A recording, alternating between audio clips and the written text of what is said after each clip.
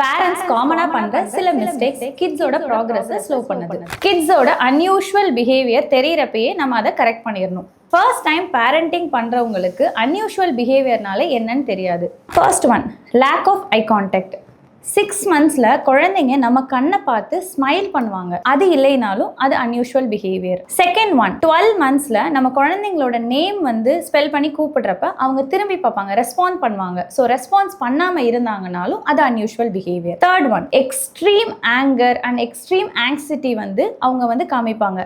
ஒரு டாயோட அட்டாச்சாக இருக்கிறப்பையோ ஏதோ ஒரு சில ரீசன்ஸ்னால அவங்களோட எக்ஸ்ட்ரீம் ஆங்கரை காமிக்கிறப்ப அதுவும் அன்யூஷுவல் பிஹேவியர். ஃபோர்த் ஒன், குழந்தைங்களோட சோஷியல் இன்ட்ராக்ஷன் இல்லாம தனியா இருப்பாங்க, போய் விளையாட மாட்டாங்க, பியர் கனெக்ஷனோட இன்டராக்ட் பண்ண மாட்டாங்க. சோ இதுவும் அன்யூஷுவல் பிஹேவியர். ஃபிஃப்த் ஒன், அவங்களோட ஹாப்பினஸையும் அவங்களோட சேட்னஸையும் வெளியே எக்ஸ்பிரஸே பண்ண மாட்டாங்க, சப்மிசிவா இருப்பாங்க. இதெல்லாம் தாங்க அன்யூஷுவல் பிஹேவியர். இந்த மாதிரி அன்யூஷுவல் பிஹேவியர்ஸ் இருந்ததுன்னா இக்னோர் பண்ணாதீங்க, கேர் பண்ணுங்க. இத மாதிரி நிறைய இன்ஃபர்மேஷன் தெரிஞ்சுக்கிறதுக்கு நம்ம பேஜை ஃபாலோ பண்ணுங்க.